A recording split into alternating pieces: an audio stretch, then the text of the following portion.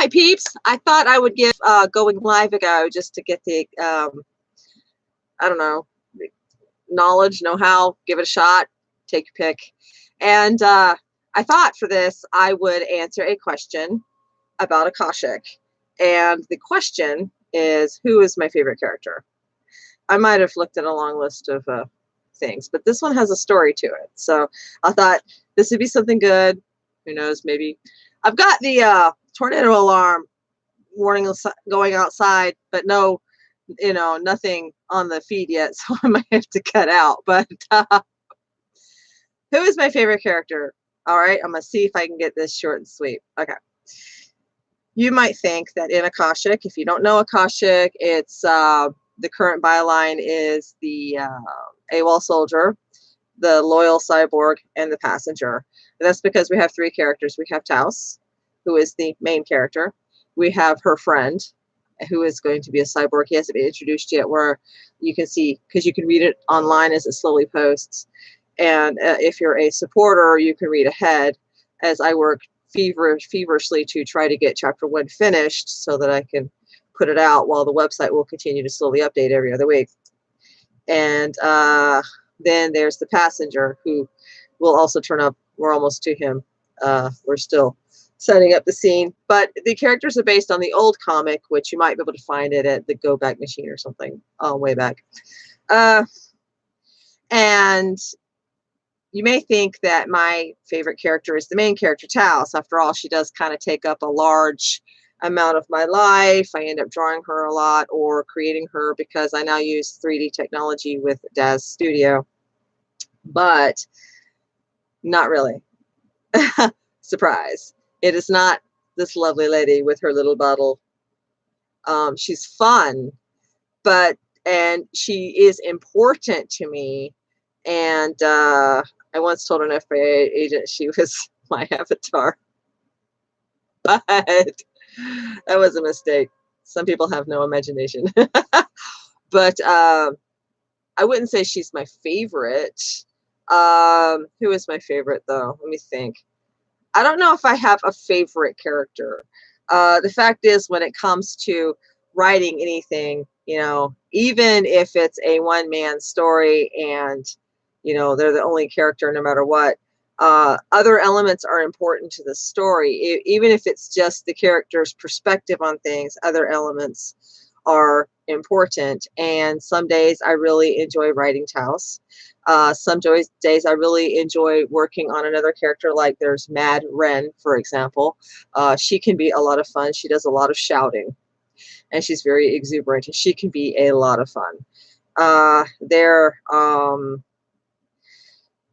actually, when it comes to the process with Akashik in particular, and the Heavenly Bride, the sister comic, I look forward to scenes.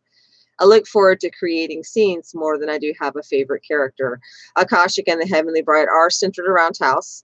And the story behind that is, when I was first starting with Akashik, which came before the Heavenly Bride, it's just the Heavenly Bride survived the aftermath of piracy and some other life stinky problems.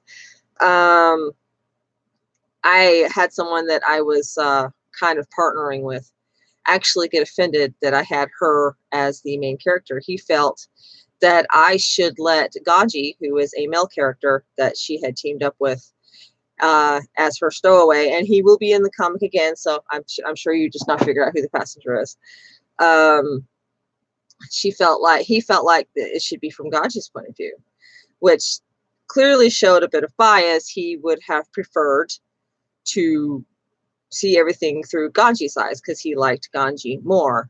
And he actually got a little snarky that day at me about it. And I'm like, he's like, because you could see Ganji's development and how Ganji changes and how the situation changes.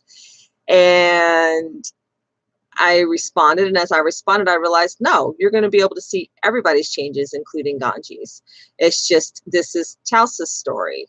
And Ganji's involvement is important, but what happens to him is nowhere near going to be the level of what happens to Taos herself.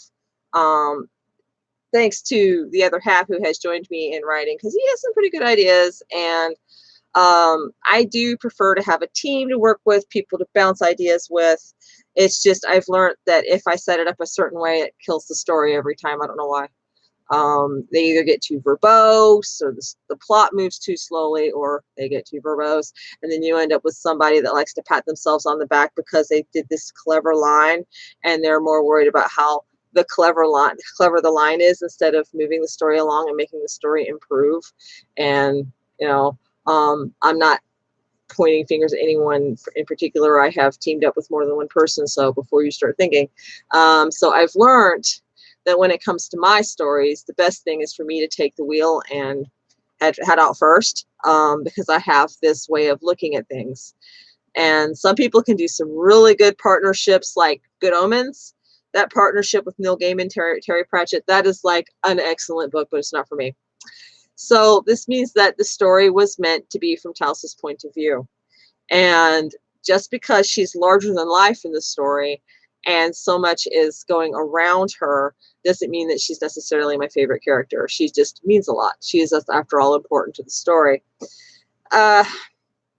She has a lot of conflict, does our Taus. She's had a crappy life, and you can see a great deal of it in The Heavenly Bride. She's had a crappy life. She's known jerks and abuse and social problems, and then she was a soldier, and so then she goes AWOL. So when Akashik opens up, she's on the run, and they're actively trying to get her.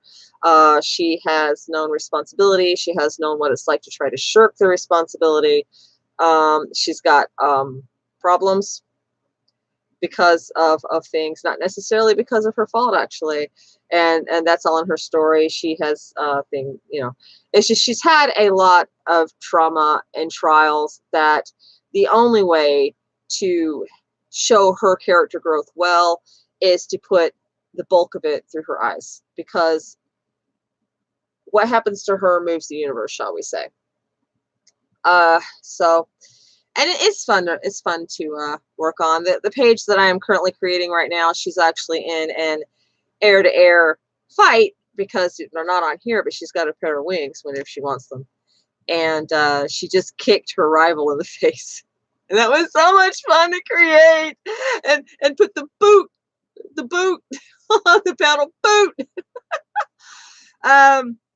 So yeah, that's actually a difficult question to answer for me. I don't know how it is for other people who write. I think the same goes for what acting I have done. I don't really have a favorite role. I have done. I just, I guess it's because I really like to act in the moment, and I view writing as a type of acting. And as a matter of fact, if you are an aspiring author, or even if you're already successful, I highly recommend acting classes or getting involved in community theater, on the stage part, not in the writing part, because getting out there and acting out these scenes helps you to get a deeper, in-depth feeling of how to build the scenes and the characters yourself.